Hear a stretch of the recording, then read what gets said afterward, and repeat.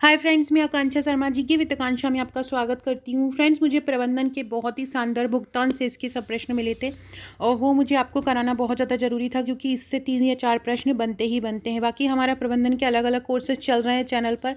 एक एमसीक्यू की सीरीज़ चल रही है, एक ट्रिक वाला चल रहा है जिसमें मैं पूरी परिभाषाएँ, सिद्धांत, बुक्स वगैरह आपको ट्रिक द्वारा करवा रही हूँ। अगर नहीं देखा है तो ज़रूर देख लीजिएगा। और भी सब्जेक्ट जो भी पटवारी के हैं वो भी मेरे चैनल पर चल रहे हैं, जो मैं समय समय पर लाती रहती हूँ और इसके लगभग 58 वीडियो हो चुके हैं और ये हमारा 59वां भाग है जो कि हम पटवारी क्रैश कोर्स में कर रहे हैं। तो चलिए स्टार्ट करते हैं। भुगतान से इससे संबंधित कौन कौन से प्रश्न, कैसे कैसे प्रश्न पूछे जाते हैं ये कर लेंगे आपको, तो कोई भी प्रश्न इसका बाहर नहीं जाएगा। पहला क्वेश्चन है एक देश द्वारा, एक सेकेंड इसको पतला कर लूँ।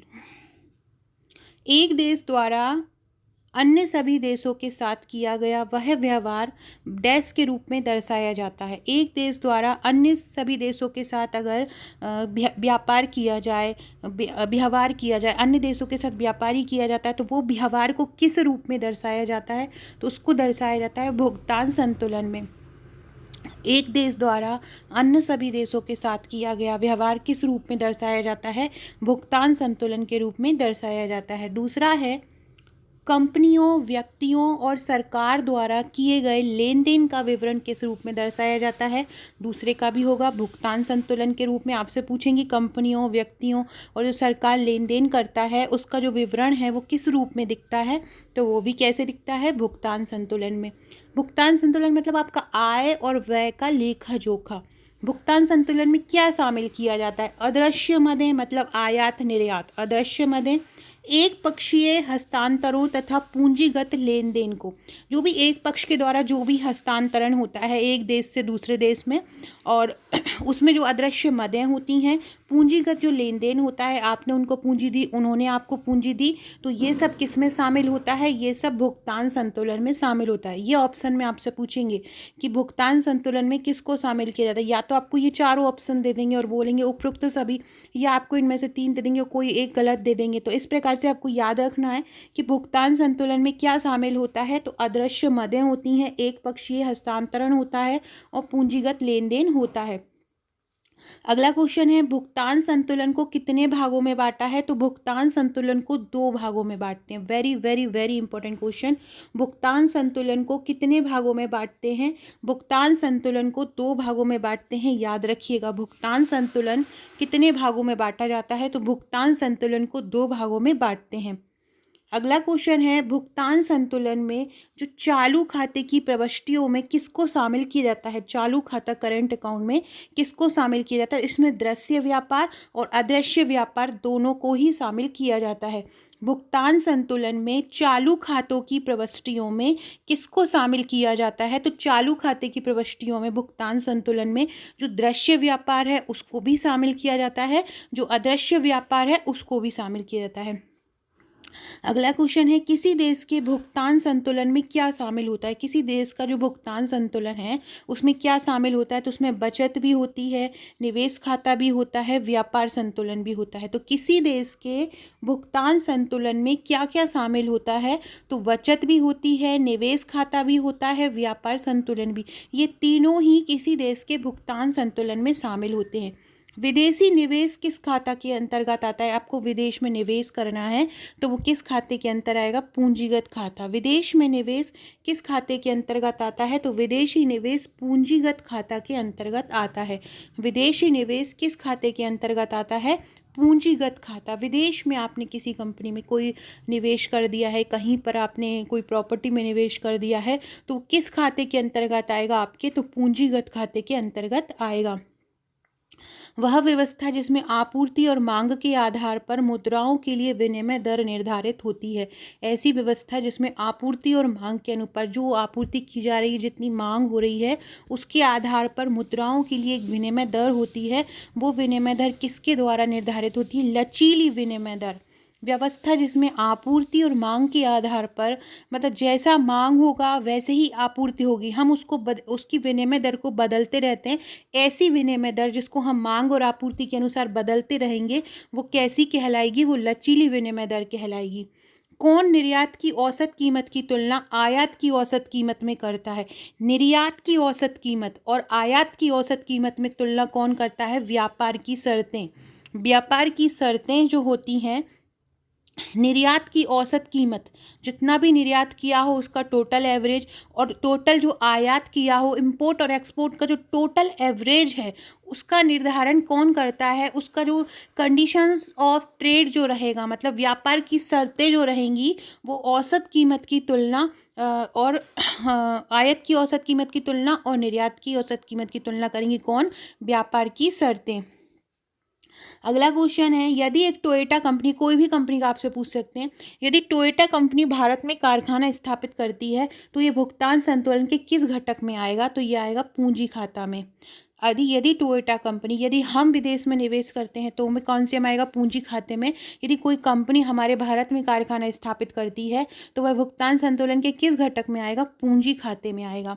वस्तुओं के निर्यात को क्या कहा जाता है? मूल वस्तुओं में व्यापार। वस्तु के निर्यात को क्या कहा जाता है? मूल वस्तुओं में व्यापार कहा जाता है। यदि अंतर्राष्ट्रीय मुद्रा कोष द्वारा भारत को ऋण दिया जाता है तो यह भारत में सुधार करेगा। किस में सुधार करेगा? तो अगर हमारे भारत को ऋण मिला है तो हम और ज़्यादा अपने में सुधार करेंगे, हम अपना विकास कर पाएंगे, तो हमारा पूंजी खाता भी सुधार होगा और भुगतान संतुलन दोनों में ही सुधार होगा। अगला क्वेश्चन है, कौन से मद भुगतान संतुलन के जमा पक्ष में होते हैं? विदेश में निवेश, जमा पक्ष मतलब वही पूंजी वाला, तो विदेश से निवेश अगर करते हैं तो वो हमारे जमा पक्ष में प्रविष्ट होते हैं, मतलब एंटर होते हैं। लेन देन जो घाटे या आधिक्य को पूरा करने के लिए किए जाते हैं। यदि हमें घाटा हो गया हो तो हम उसको संतुलन बिठाने के लिए कोई लेन देन करते हैं, या हमारे पास बहुत ज़्यादा आ गया हो तो हम सोचेंगे कि हम कहीं पर उसको इन्वेस्ट कर दें, तो वो हम संतुलन बिठाएंगे। तो वो इस प्रकार का जो संतुलन होता है उसको समायोजित व्यवहार, समव्यवहार बोलते हैं। क्या बोलते हैं? समायोजित समव्यवहार बोलते हैं। अगला क्वेश्चन है, भुगतान संतुलन में घाटे को सुधारने के लिए किस तरह की मौद्रिक नीति प्रयुक्त की जानी चाहिए? भुगतान संतुलन में घाटे को सुधारने के लिए संकुचनकार मुद्रा भुगतान संतुलन में घाटे को सुधारने के लिए किस तरह की मौद्रिक नीति प्रयुक्त करना चाहिए? संकुचनकार मौद्रिक नीति प्रयोग करना चाहिए, याद रखिएगा। भुगतान संतुलन में घाटे को सुधारने के लिए किस तरह की मौद्रिक नीति प्रयोग की जानी चाहिए? संकुचनकार। कैसी? संकुचनकार मौद्रिक नीति को प्रयोग करना चाहिए। अगला है, भुगतान संतुलन के संदर्भ में कौन चालू खाते का गठन करता है? चालू खाते का गठन करता है अदृश्य शेष तथा व्यापार संतुलन। भुगतान संतुलन के संदर्भ में चालू खाते का गठन कौन करता है? अदृश्य शेष तथा व्यापार संतुलन करता है। भुगतान संतुलन में घाटे को सुधारने के लिए सरकारी नीति को किसके साथ समायोजित करना चाहिए? इसके पहले वाला भी अच्छे से कर लीजिएगा कि भुगतान संतुलन के संदर्भ में कौन चालू खाते का गठन करता है? जो भी अदृश्य शेष है, दृश्य ऐसी चीज़ें जो शेष रह जाएंगी, बची हुई रहेंगी, तथा व्यापार संतुलन, दोनों का ही रहेगा, वो चालू खाते का गठन करेगा। भुगतान संतुलन में अगर घाटा हो गया है तो उसको सुधारने के लिए जो सरकारी नीति बनेगी उसको किसके साथ संयोजित करना चाहिए? संकुचनकार मौद्रिक नीति और संकुचनकार राजकोषीय नीति, इन दोनों के ही साथ संयोजन करना चाहिए। भुगतान संतुलन में घाटे को सुधारने के लिए सरकारी नीति को किसके साथ संयोजित करना चाहिए? संकुचनकारी मौद्रिक नीति और संकुचनकारी राजकोषीय नीति के साथ। किसके साथ? संकुचनकारी मौद्रिक नीति और संकुचनकारी राजकोषीय नीति के साथ संयोजित करना चाहिए। भुगतान संतुलन में घाटे को सुधारने के लिए सरकारी नीति को किसके साथ संयोजित करना चाहिए? संकुचनकारी मौद्रिक नीति और संकुचनकारी राजकोषीय नीति। एक अर्थव्यवस्था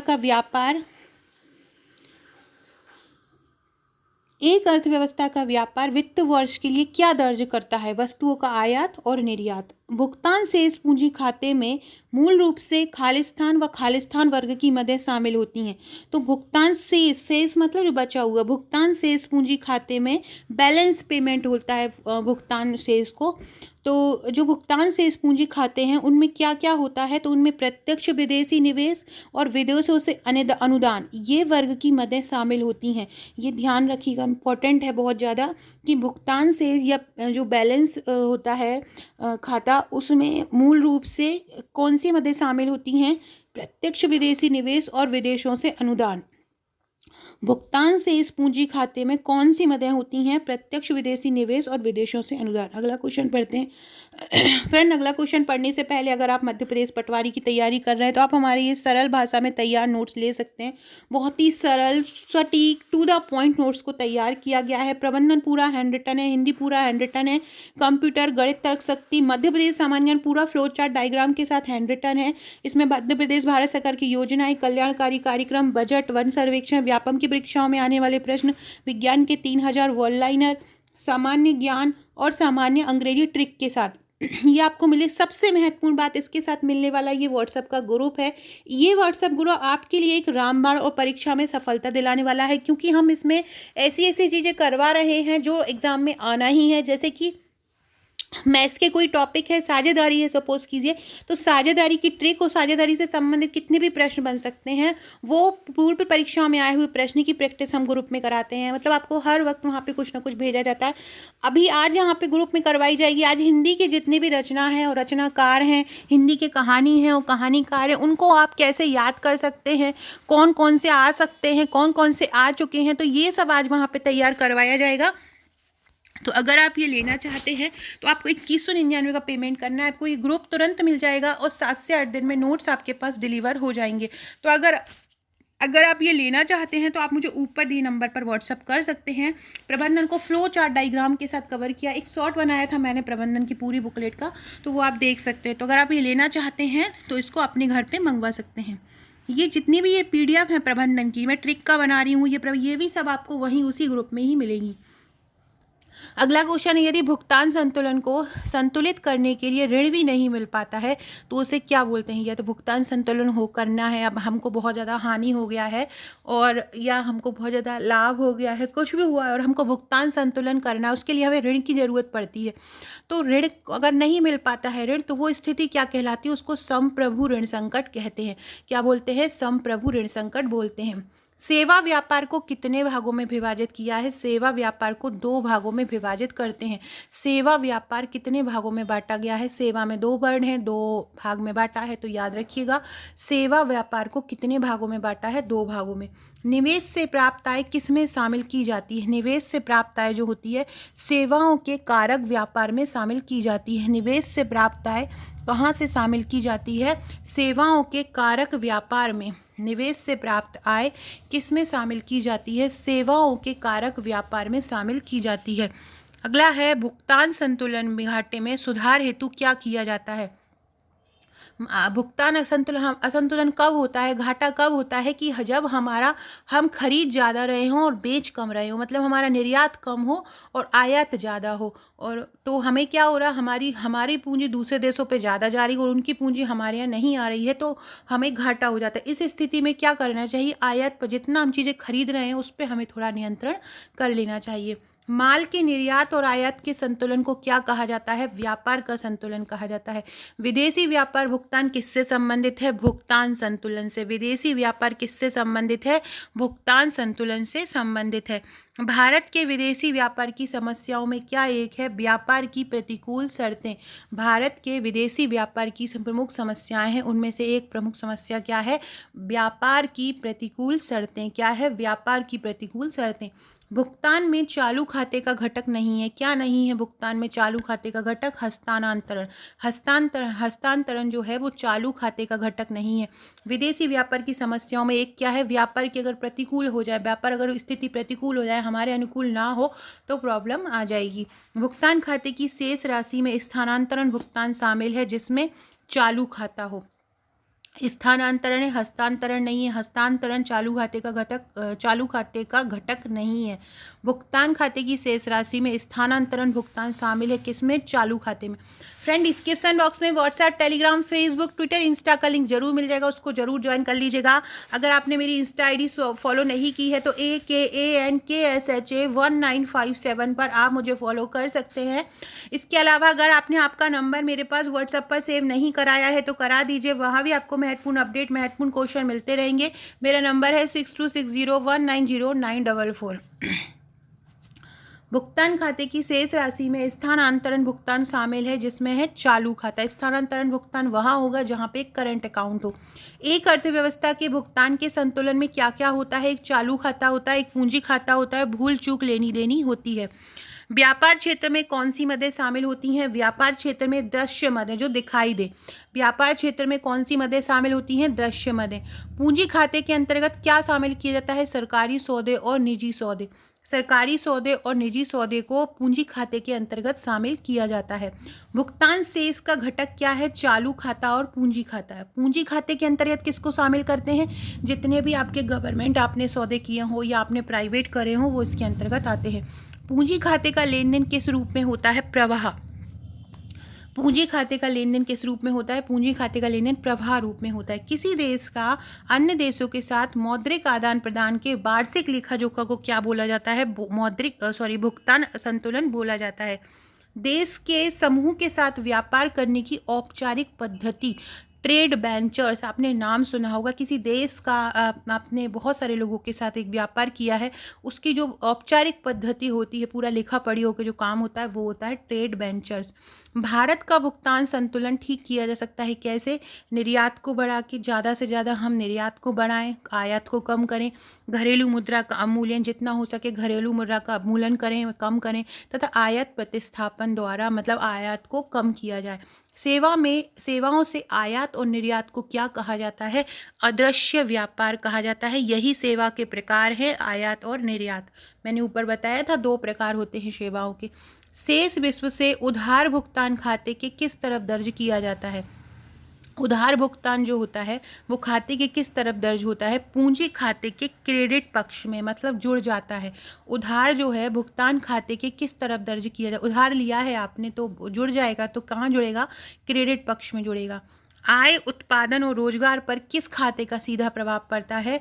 आय का, उत्पादन का और रोजगार का। किसी भी व्यापार के लिए चालू खाता एक जरूरी चीज होता है और उसी पर ही सीधा प्रभाव पड़ता है।